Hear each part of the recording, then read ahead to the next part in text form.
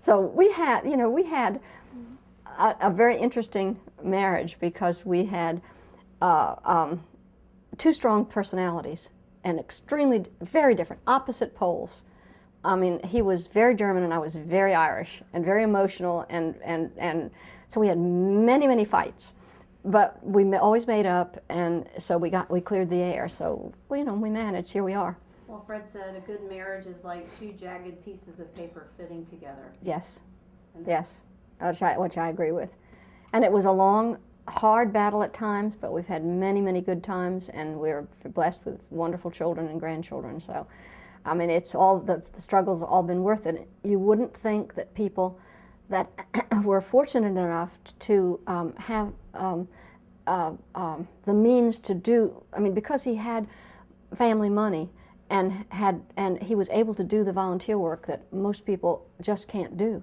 There aren't enough hours in the day. He also had a wife that was willing to do everything else, which now that I'm with him almost getting close to 80 years old, I think, I can't keep doing it. I think I've spoiled him. Anyway, he's great. You'd like to add about Fred or your 50 years? Yes, almost 58 this summer. It'll be 58 years. I can't believe that. That's amazing. Congratulations. And we met in 1945, before my 15th birthday, at Ponte Vedra. I was visiting there with my family, and we met there. And just coincidentally, I don't know if he told you, I don't want to repeat what he has said, but when I first saw him, I was 14 and a half years old, and I was sitting with my mother, and he was standing at the door of the same dining room in the inn that is there today. And I looked up and I saw him standing there, and she said, "Haven't I told you not to just stare at people? You're not listening to a thing I'm saying." And I said, "Well, don't turn around, but there's a boy at the door, and he's for me." I swear, and it happened. So he says that he tells me now that he had no idea that I had chosen him in 1945. So that anyway, that's kind of how it started. What do you think Fred's legacy to Jacksonville will be? Fred, in his way, is very creative, and he would dream of things that could happen, and he made them happen. Which most people think of, maybe they might think of these things, but they think it's impossible. They give up. They don't do it. But he was able to convince people that it's possible to do it. And I mean, just as a small example, when the Cummer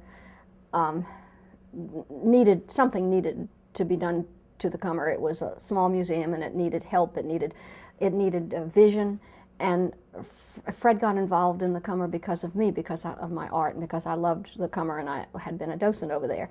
And of course, I had been involved, but I didn't have I just don't have that kind of a mind. I mean, I helped them in my way by being there, but it never occurred to me that $15 million could be raised and that other people in the community could be involved in art when they really weren't that interested in art, but they were interested in Jacksonville. And so he was able to do things and inspire other people to work with him. So he couldn't do it all by himself. He had to do it with many, many other men and women in the community that helped him. I'm really impressed with the number of people in this community that we have that are so smart and so willing to give of themselves. That's one of the reasons that I'm proud to be part of this community. And it has proven itself. I mean, there are still so many people that work so hard for this city. It's almost a patriotism that they love their city because they love their country. They love their state, but they love this part of the state. Why is having a good support system so crucial and vital? Well, it's impossible to do it by yourself unless you're not married and have no children. No one could have, I mean, a woman who has a family and does things like this, she has to have a husband that will help her, or a mother that helps, or someone that helps. My mother died when I was young, so I didn't have a mother to help, and my mother-in-law was old and not into babies, and so I don't know. He couldn't have done what he did without a supportive wife. But politics is a very difficult job, and unless you've done it, no one understands. As Rosalind Carter told me once, she said, I was telling her I was proud of her because of all she had done for her husband and her family and so forth. And I don't know her well, but I was fortunate enough to be with her at dinner, her dinner partner. And she said it's the same thing as a statewide campaign or a local campaign, only it's just you go in bigger planes and you go in bigger venues and bigger. It's the same thing, and it's the country or the city or the state or the politics comes first.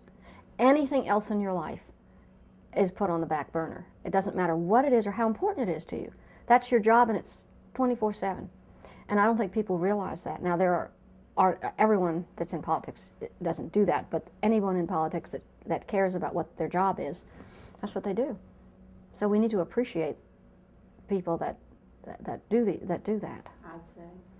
Well, when Fred was gone, so much with our children, and with the grandchildren, it's different, because as one of my sons said at his 80th birthday party, they said, there have been sightings of Fred Schultz walking twin babies around Ortega Forest. It's true.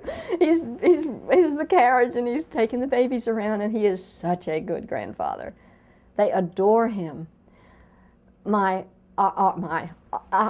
third granddaughter, Bronwyn, wrote him a note for his 80th birthday, and she said, I wake up every morning and am thankful that I have a grandfather like you that has inspired me in every way to be courageous, to give to others, and she just went on. I can't remember the whole note, but it brought tears to our eyes. It was so beautiful. So that is something that you hope that at the end of your life you have. But he has all of these girls, and now Frederick Henry Schultz III is 4 months old. And he has all these little girls, and they just love him to death. And John's 8-year-old said, could I take my friends and just Granddaddy and go on a trip? And I thought, that means that Granddaddy will say yes to anything. And so it would be great. You've always been a chick magnet, huh? That's right. That's it. And they call him Big Bear, which I think is cute. From the book, the little children's book that he used to read them about Big Bear. He never had the time, or I don't think he was too young. I mean, we were both so young when we had our first children. And I was 21 when my daughter was born, and I had graduated from college. But I managed to graduate from college at 20, get married, almost 10 months later have a baby. Then he goes to Korea, and before he leaves, I want another baby. I was always in a hurry. But you got it done. I got it done. That's right.